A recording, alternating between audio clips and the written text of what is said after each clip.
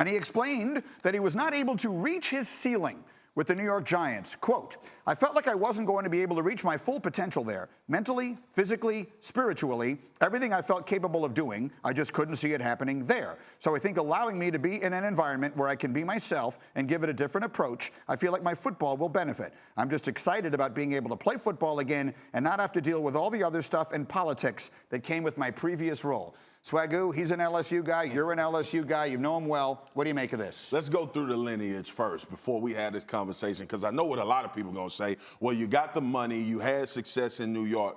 But I remember watching Odell on The Shop, and that's LeBron's series on HBO. And he talked about feeling like a zoo animal in this New York market. Outside of football, I'm not talking about on the field. Like everywhere he went, he was on display. He felt like everything that he did, every conversation revolved around Odell Beckham outside of football. Now, when we go to the field, there is no place to go in America in football that gets you just about football than Cleveland, Ohio. That is the only thing to do as a football player in Cleveland, Ohio. So I understand where he's coming from, even though he embraced all of that lifestyle that New York had to bring and benefited majorly off of it monetarily and his status in the world as far as meeting people and being a part of that culture. But I understand what he's saying about going to Cleveland. This happened great for Odell because he got all of the fame, all of the notoriety, and all of the hype playing in New York City earlier in his career. So therefore, making a one-hand catch against the Dallas Cowboys is like happening in the Super Bowl. Yeah. Okay, it's big stage. But also, New York City closes at 5 a.m. Cleveland closes at 2 a.m. If you don't make the playoffs in New York City, it's a big deal. Before this year, if you didn't make the playoffs in Cleveland, other than the Browns fans, nationally, it wasn't a big deal. He's had multiple GMs. He's had a couple of coaches. He's had a couple of coordinators, and he has an aging quarterback in Eli Manning. Okay, Mark Eisman, our producer, I apologize in advance. I'm going to blow through the next thing we're going to talk about. Yes. Okay? I have a problem with this, okay? Two problems. First off, all of this notoriety and all of this off-the-field stuff did not seek Odell Beckham out. He sought it out. He loved it. He wanted to be a part of it. And he wanted to be a star as much as he wanted to be a football player. And I don't care what anybody says. And that isn't a question of how much he loves football. I'm sure he does. And I've heard that a million times from you and from Ryan Clark and all these other LSU guys who know him well. I'm not questioning that. But I'm saying the part about being a star, he definitely sought out every bit as much as it sought him out. Secondly, the New York Giants, and I say this with no bias, I'm not a Giant fan, and everyone knows that.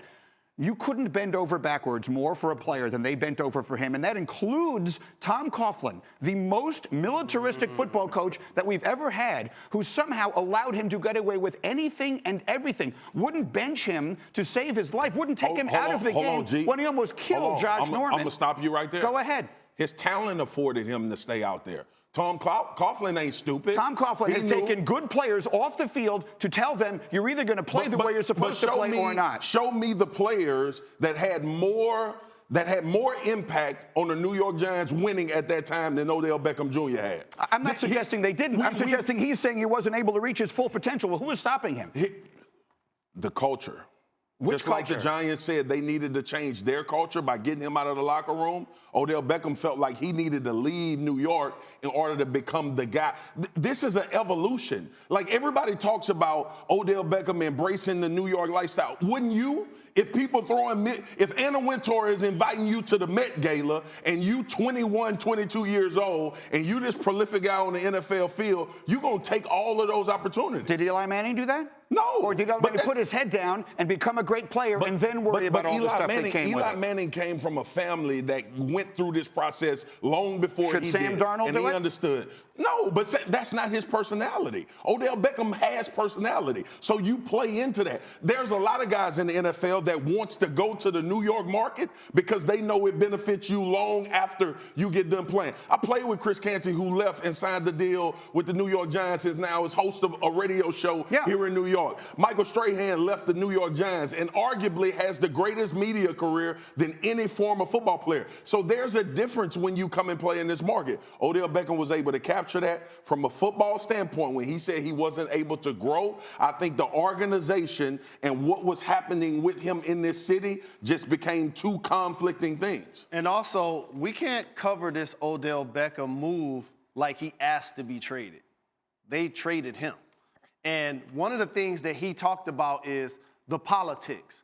And we just talked about this with R.J. Barrett.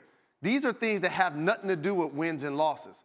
We're talking about the attitude of people that follow the Giants, that follow the Knicks, that are starving for a winner. He feels like going to Cleveland, easing himself into the season, just like Zion, easing himself into the season gives him a best opportunity to maximize his potential. But G, on which this doesn't look. This conversation doesn't absolve Odell Beckham Jr. from the mistakes that he made. He understands that. But I also need people to recognize that when he says that he's going to reach his full potential in Cleveland, for a football guy that's been in these locker rooms, that saw Adam Pac-Man Jones come to Dallas into an environment of a bunch of veteran guys and was able to talk to him and speak to him, and he becomes a better player and goes to Cincinnati and has a career, and even though he's still making some crazy decisions, the environment sometimes, the change in the culture is what you need in order to just hone in on football. I don't think he felt like it worked out perfect from from Odell. He got the New York fame. Now he can go to Cleveland and play his best football. Well, hopefully he'll be able to reach his full potential. Okay, we'll take our first time out. Thank you for watching ESPN on YouTube. For more sports and analysis, download the ESPN app, and for live streaming sports and premium content, subscribe to ESPN Plus.